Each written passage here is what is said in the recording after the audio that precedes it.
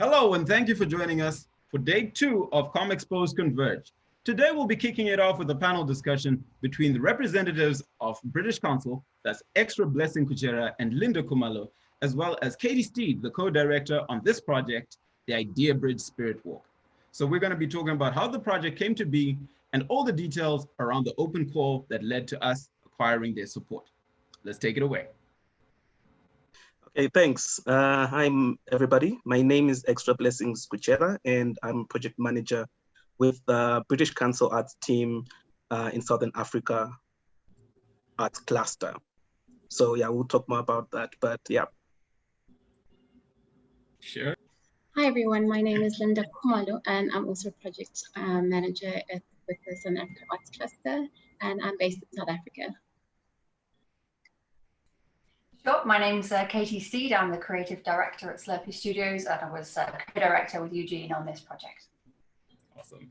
And of course, I'm Eugene Ramirez Mapondera. I'm the co-founder of Comexposed, and I was a creative director on the Idea Bridge project. So thank you very much, everyone, for introducing yourselves. I guess we can start from the perspective of Linda as to how this whole opportunity was created, how it was thought up, and how you went around actually shortlisting and finally selecting us for this particular project. That's a really big question, Eugene. Yeah. I'll do bits of it, and then I'll hand over to Extra. I think maybe just to contextualize in Southern Africa, I mean, like we work across 8 countries in Southern Africa, Zimbabwe being one of them. And, you know, if you know our arts program and just generally our work in British Council, we work very close. Everything we do is sort of like, you know, mutual benefit and collaboration between countries in Africa and the UK, you know. So most of our calls, most of our projects, you'll see, you know, there's the requirement of someone in Africa and someone in the UK. You know, I think that's really meaningful to the work that we do. And the element of collaboration, so the sharing, this sort of like, you know, exchanging ideas and knowledge and all the rest of it. And within that sort of like, you know, reshaping perceptions across the 2 regions, you know, and mutual benefit, really looking at things shouldn't be one-sided, you know. So the focus isn't just on a country in Africa, or isn't just in the UK, you know. And then like honing that down a little bit more in arts, we specifically work with 18 to 35 because we just love the youth. We think really, I mean, if you think about it, across all sectors, outside of the creative sector, the youth are the ones that are doing it all. You guys are the ones that are doing it all and holding it all and really shaping, like, you know, where the world's going, the different narratives and all the rest of it, you know. So that's kind of like from a very like higher level perspective. And then coming down a little bit more in terms of our program work, we've got like, you know, 3 different strands really. And one of them is dead centered on festivals. And, you know, a number of people have asked, but why festivals? Because festivals essentially encompasses everything. It's their meeting places. It's places where you make connections, you know.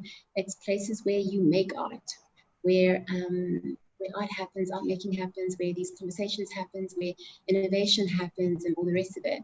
And, you know, when you look at a festival and you break it down, it's sort of like you kind of have your festival director right at the top and the different teams within that down to the creatives.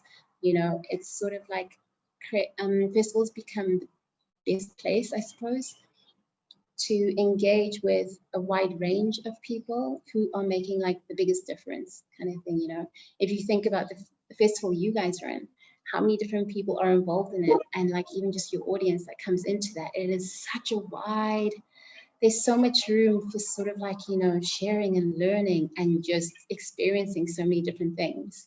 So that's why festivals. And so when we did this particular festival fund along this program, really we were looking at, you know, how can we bring more festivals together? And, you know, how can that collaboration look? And, you know, the call that we put out, it was quite broad in terms of, it could be quite artistic.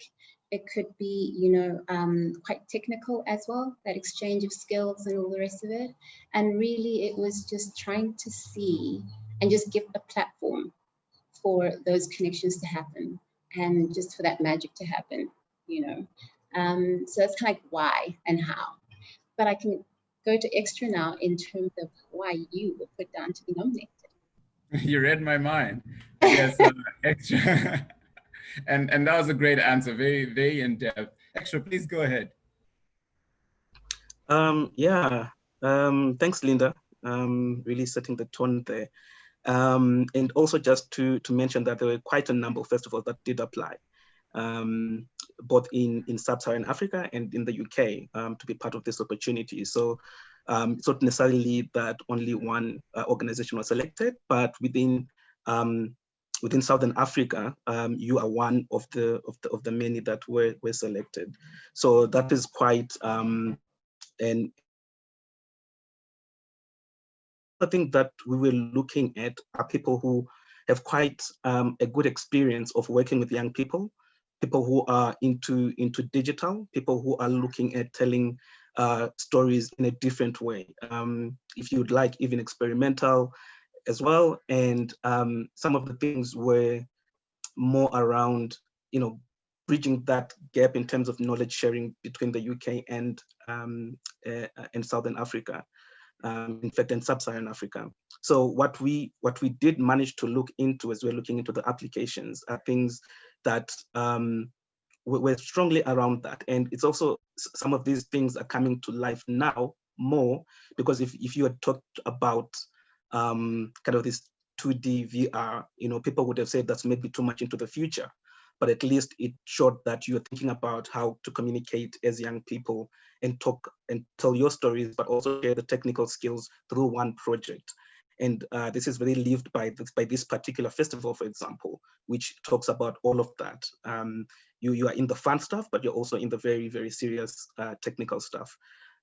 So those are some of the things that we were looking at, and you managed to qualify within that aspect. But there were many other things that we were looking at, which maybe for obvious reasons quickly tick boxes for everybody.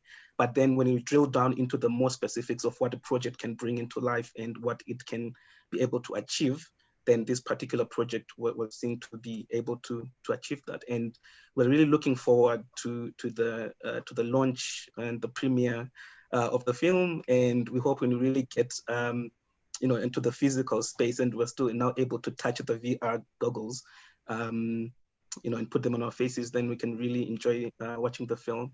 So yeah, I think that is part of what went into this. Excellent answer, EVK. I think what fascinates me is how long your organization has been working with our community. And for someone who might just be joining us today, they might think you've been doing this only in recent times. But I think this is a great way to incorporate Katie into the conversation, because we wouldn't have actually had any knowledge of Slurpee without the connections you made. So maybe Katie, you can take us back in time. I think it was 2016 when we met very briefly as you're about to leave and return to the UK. Maybe you can take it from that first encounter. Just seems like yesterday, doesn't it? It does, doesn't it? 2016, wow. I mean, this year barely counts, so we'll call it 3 years. Yeah, I had the most wonderful time in Zimbabwe when the British Council brought me out to meet people, to talk to people, to share my experiences and to learn from the Zimbabwe industry, sort of fledgling Zimbabwe industry as it was then, but I see it's taken great leaps and bounds since then. And I sort of gathered a lot of artistic inspiration and met a lot of people, and it's been a wonderful opportunity to work with some of those people since then and to stay in contact with some of them as well. Thanks, Katie. So as you know, since we're partnering with a UK partner, and part of the actual fund had a condition that we showcase this film in the UK.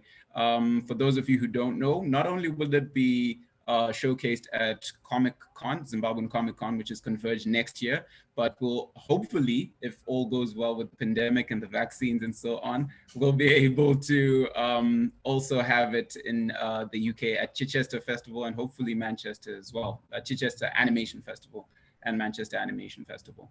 So extra blessing. it looks like you did mention something about digital, and I would like you to talk more about the fate of other recipients of this grant in light of what happened with the pandemic.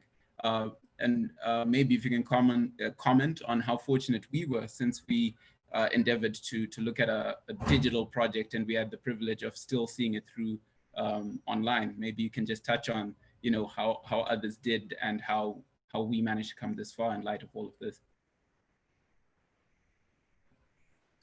Yeah, for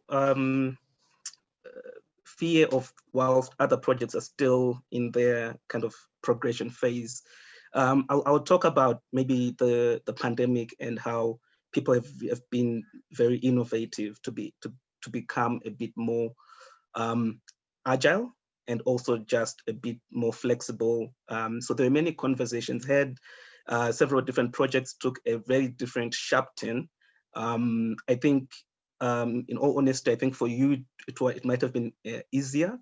But in terms of the development of the project that you were doing, I know it wasn't easy, but what I'm saying, it was easier because you didn't have to really reconfigure the whole thing. I think one of the things which has really let down is the COVID not being able to make you travel to the UK and showcase the film as had been planned, but also putting all that focus now into what other platforms are there, what do we need to put in place, and to think about how can we make sure that the film is actually ready in time for us to actually showcase it when we get to like November, like now to this festival. So I think that has been kind of how other festivals have been looking at their projects and how some of them have really had to start to become digital or online activities, which allow them to be able to proceed with their activities. And I think one of the things that really is quite inspiring is also that, you know, there is a level of effort that is taken by the British Council in all of these conversations, but there is a very strong kind of resilience and attitude that we had seen and we have seen in the projects in different festivals, because many of them know that this is their work. This is where everything kind of lies. And if they are not to be agile, you know, it's change or die kind of situation. So many of them, in terms of our level of effort, but in terms of the actual festival, being able to sit down with their team, reconfigure, and also just relook and reshape things, and being able to make sure that even though we're still in COVID period, was able to deliver and we're able to showcase what we need to showcase. So some projects were a bit more devastated, some projects not so much. Definitely the level of travel which had been cancelled was really affecting those strong connections made. So I keep going back to your project and just say, well, wonderful, because you didn't have to start afresh in terms of conversations with your UK partners. So you had met them through British Council projects, or you had met them on other platforms, but you know, you were able to just have that strong connection and links. So it wasn't a back and forth on emails of who are you, how do I start this conversation with you, as had happened with other projects. So I think for you, that was a very big advantage, that even when you applied, you actually had people in mind that you knew who would actually be happy to be part of the project. So that's where the very strong sense lies. If you don't mind me just saying also a bit here in terms of connections, so I guess it also talks to the power of the connections level that we also bring in that part. But it's definitely the level of effort from you guys to actually keep in touch and continue to connect. So there is greatness both ways, but more to you guys because you're the creators and you are the artistic kings and queens. Thank you very much. I guess my final question will be to Linda. Extra just mentioned that the British Council does do a lot of plugging. And I think in closing, maybe if you could just share where young people or organizations like our own can look out for these opportunities as they arise in the future. And maybe if you can hint or just talk briefly about what could be next for these kinds of opportunities in closing. Sure, thank you. I mean, of course, the most obvious thing is like follow all our social media, you know, Southern Africa Arts, we're all there, okay? Instagram, you know, Twitter, the whole thing, Facebook too. But really, I think it's, you know, looking at all our platforms, you know, and, you know, don't just look at Southern Africa Arts, you know, I mean, depending on where you are, you know, in this wide universe, you know, it could be East, West Africa, it could be in the UK, you know. So just generally look at the different British Council pages, because there's always little things that are coming up, you know. Right now, I know there's a COP26 call, you know, so it depends what your interests are as well. But it's literally just like follow, and like just keep your ear to the ground. I wish I had a crystal ball and I could tell you what's going to happen in the future, you know, but maybe come to me early next year and I might have a kind of, yeah, an idea. But definitely, you know what, I think the pandemic has like affected everyone completely differently. But like Extra was saying, the one thing that has definitely happened is a shift towards online activity and everything. So yeah, I can see a lot of things, you know, everyone, festivals, everybody is sort of like needing to have some type of online presence or platform or something, you know, so just keep an eye on all those things. And, you know, if you're not well versed in that type of thing yet, you know, this is your time to sort of like learn and shine. So yeah. Awesome. Well, that rounds up our first segment for day 2 of Converge this year. I'd like to thank everyone who's participated in this panel, Extra Blessing, Kuchera, Linda, Khumalo, and Katie Steed. Thank you very much for your time. And for those of you who are watching, stick around. There's a lot more coming up in the following segment. Have a great one.